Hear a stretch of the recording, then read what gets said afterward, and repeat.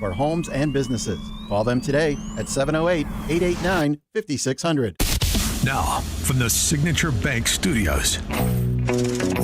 If you're looking for the latest news, insight into what it means, and the sharpest opinion, there's only one station in Chicago where you can turn, and it's this one. We're AM 560, The Answer. Top of the morning, Dan Profiteer, Mamdani, the commie mayor of New York City, on the Lulu Garcia Navarro, New York Times podcast, saying he's happy to report that socialism is going gangbusters in New York City. For all of the fear-mongering around democratic socialism, the best response is to show what it actually means. And what we've shown over the last 6 months is exactly that. We've shown that a city with a democratic socialist vision is one that paves more than 170,000 potholes, 50,000 more than the prior administration by this point. It's a city that has delivered the lowest recorded number of shootings and shooting victims and murders in New York City's history. It is a city that is on a pathway to universal child care, saving thousands of parents more than $20,000 a year. And it's a city that is doing all of these things while fighting for the people who are often left behind. Workers, who we've secured more than $10 million for, tenants, more than $64 million. These are all indicators of what is so scary to a right wing that has built its entire power and framework on the idea of debating who should be left behind. Well, that's an interesting list of accomplishments. He's been in office for 6 months. Just a point of order. I mean, the big forays into government control of the means of production, like that $65 million network of city-owned grocery stores, have yet to come online. So let's let this breathe a little bit. Let's see the full complement of Mamdani's ideas before we get too enraptured with socialism, perhaps. I'm speaking to those who are inclined to believe this sort of spin. And his partner in Crimes Against Econ 101, AOC, she's focused on the degrowth portion of central planning. And that means aligning with Kathy Hochul and putting the brakes on the development of data centers. And she's come up with novel, fact-free arguments for opposing data center development. I mean, one of is not particularly novel. It's just a NIMBY argument. But she's also made some suggestions about data centers that are without substantiation, which is par for the course. Silicon Valley billionaires that are constructing and pushing and imposing these data centers on communities that are overwhelmingly rural, disenfranchised, poor, and whose own elected officials are not being transparent about how the land use is happening in their own backyard. Because I would reckon, you look around, ask Peter Thiel, ask Elon Musk, ask Mark Zuckerberg, if they want one of these data centers in their own backyard. Ask any one of us here on this committee. If anyone wants to live right next to one of these data centers here on this committee, please raise your hand. Because I've been I visited Georgia. I was just in Memphis on Friday.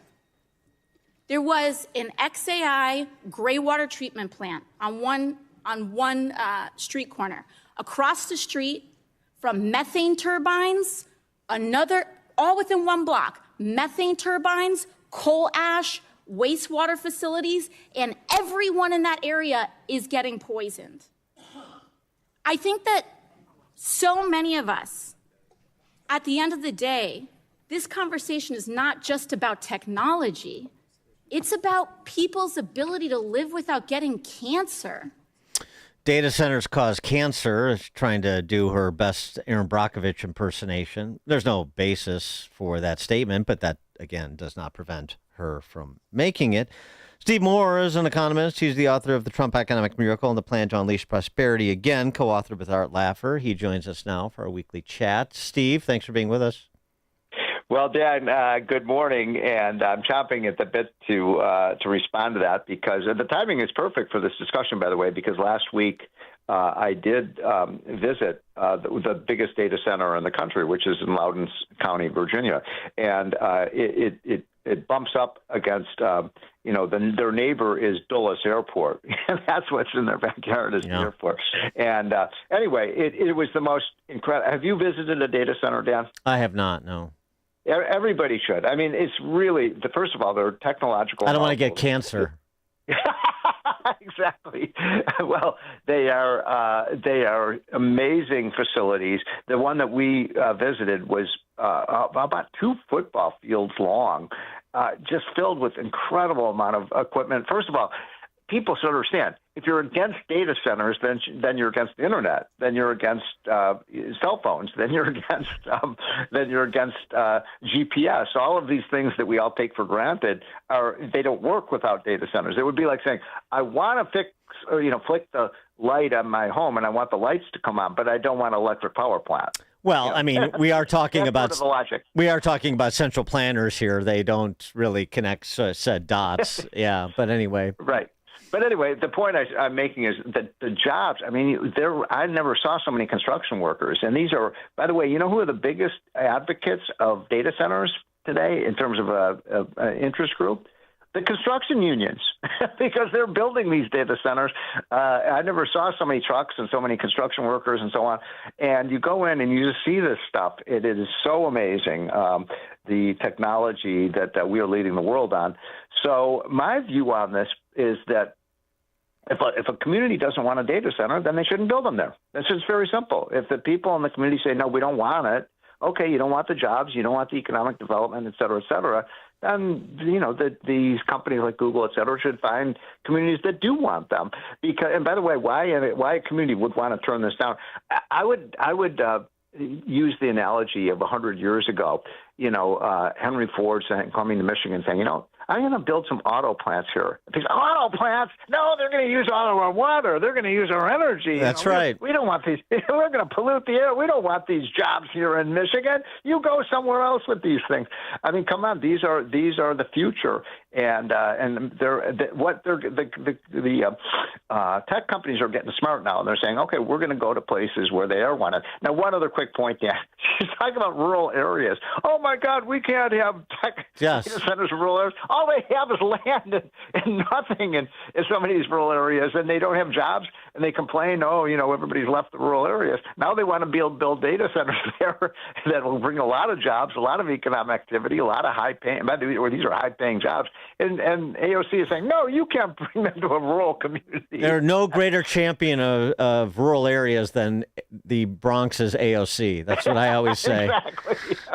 Yeah, okay, right. I mean, but, this is, look, degrowth is a feature of eco-supremacy, and since they have sort of lost the climate apocalypse narrative, now they can Mao data centers and tech oligarchs. That's what this is, right? Well, let me just bring one other quick point about this, because the hypocrisy of these people like AOC and Bernie Sanders and Kathy Hochul, she's that wonderful governor of New York.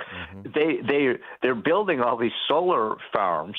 And so they're saying, yes, we want solar farms, but no, we don't want data centers. Solar farms, they basically industrialize the entire landscape of America. If you wanted to depend on solar panels for our electricity, the whole country would be covered with solar panels. Well, I mean, she cares about rural families, but not that much. I mean, Exactly. We're going to turn all the farmland over to solar panels. Yeah. Oh boy. So on the good news front, I saw some postings in your Unleash Prosperity newsletter, including one picked up by the president himself. Some good news about household incomes and gas prices under Trump 2.0 as compared to Biden 1.0. That's for sure. So, by the way, the numbers are not good this week on gas prices. They've risen above $4 a gallon of gas. So, unfortunately, they're headed in the wrong direction because of the Iran conflict that keeps going on and on and on. But if you look at the average price of gasoline adjusted for inflation under Trump, both 1.0 and 2.0, and then compare that with Biden, the average gas price has been lower under Trump than under Biden. And by the way, you're going to maybe be surprised about this, that the average gas price under Trump has actually even been lower than under Barack Obama. So the gas prices on average have been lower under Trump, not higher, partly because he's drill, baby, drill. We're producing more oil and gas than any other time in the history of this country today. So that helps alleviate some of the problems we're facing with the disruptions in the Middle East. And on the larger affordability issue, the household income piece, you measure that? It's amazing. Yeah. So here's a statistic that kind of blew me away. Do you know what the median family income in the United States is today, Dan? I'm going to say $78,000. You're wrong. It's $87,000. Okay. All right. And most people would say an answer like yours, and I was even surprised. But, $87,000, I'm not talking about the median, folks. That means, your math, that's the people in the exact middle of the income spectrum. Half are above that level, half are below it. $87,000 in 90% of the country, that's rich. Well, it would be a lot better if we didn't have so many leftists becoming professional students and getting medieval poetry degrees, getting out and working too. I mean, yeah, that's so funny. You should bring that up because in today's hotline, you haven't seen it because we just sent it out. But it turns out this is an amazing kind of finding by this guy Nate Silver, who's a political analyst. Talk about this. He found that the main voting base of Democrats, other than illegal immigrants, we know that's a big part of the but the other big part is people with college and post-college degrees that have incomes less than $60,000. So in other words, these are highly educated underachievers. Well, and Democratic voters. Well, it's not, I'm even more specific than that. Those are and they're majority white, and they're the drivers behind the DSA. That's really the story. Exactly. Yeah. Yep. Those are Mamdani voters. They're very well educated, supposedly, and it just shows something I've said on your show oftentimes, that is oftentimes the more educated you get, the stupider you get, depending on where you went to college. Yes, right. You believe in things so silly only an academic could countenance them. Yes, we see that all the time. Yes, Wall Street Journal this week, though. So millennials are actually doing fairly well by the numbers, but it's in context where they're not doing so well. Real incomes are up, unemployment's low, television. So a millennial would be somebody, in their 40s or? Would be, maybe up to 35-ish. I don't exactly know the age, but I think to low to mid 30s. Just so the average age of first-time home buyer is 40 years old, which is an all-time high. Yeah. We also have the situation where empty nest baby boomers are upsizing instead of downsizing. Empty nest baby boomers own 28% of homes in the country with 3 bedrooms, as compared to 16% for millennials with children. Right. So the tide is lifting all boats, but there's this dynamic that I think creates this misunderstanding of what's happening. The wealth transfer from boomers down has not occurred, and among millennials, you have a lot of parents. Yes. Or even grandparents that are help writing the checks for things like buying a home, which moves some millennials a little bit ahead of the ahead of other millennials, and so it creates the sorts of divisions that these demagogues like Mamdani and AOC are trying to exploit. That's a really good point, and the truth is, when I was, I bought my first house with my wife. I think we were both around 31, 32 years old. And I think it was $135,000. We had a townhouse. And I needed help from my parents to pay the down payment. And that was pretty typical. My parents kicked in $20K or something like that, so I had enough money to buy the house. And then, that got us started on our, path. Now we've continued to build up. There's the biggest issue for this country, which is sort of ironic, is that there's $80 trillion of wealth, most of it in the hands of baby boomers. Right. I just turned 66. Guess what? Guess who's going to get that money 10, 20 years from now? Gen Xers and then millennials. Right. Exactly. Yes. They're sitting on a gold mine of money that they're going to. The problem is that old folks like me aren't moving out of our houses with 3 or 4 bedrooms. And then their kids who have 2 or 3 kids, they're living scrunched into a little house with maybe one or 2 bedrooms. One way of solving that problem would be to index the capital gains tax for inflation, so that if someone like me sells my house, which is right today maybe worth $1.4 million, I could sell it it's a 4-bedroom house. We don't need 4-bedroom house because we don't have, it's just my wife and I now. And so you would get a transfer of these houses to younger people, but everybody's locked in. I bet a lot of your listeners are in the same situation. They literally cannot afford to sell their home. Yeah. No, I think that's right, and I like the idea too. I guess millennials. Somebody texted in millennials 30 to 45. So I guess I was thinking more Gen 30 to 40. That's about Gen what I thought. Z. Yeah. Okay. But yeah, right. I used to complain all the time when my millennial kids were kids, and why do you believe in this and da da da? What's wrong with your generation? And I'll never forget my oldest son finally got fed up with me. He said, Dad, who do you think made us this way? And I'm like, well, he had a good point. Exactly. Yes, exactly. Stephen Moore, economist, author of The Trump Economic Miracle and the Plan to Unleash Prosperity Again. Steve, thanks as always. Appreciate it. Okay, Dan, have a great week. Take care. You too. Take care. And he joined us on the alphawealthgroup.com answer line. The stories you need to know to start your day. This is Chicago's Morning Answer on AM 560. The Answer. The following contains a celebrity impersonation. Mr. President, we're seeing reporting that air conditioning systems are failing as temperatures rise. What is your response? I said, don't wait. People wait until the last second, then suddenly it's hot.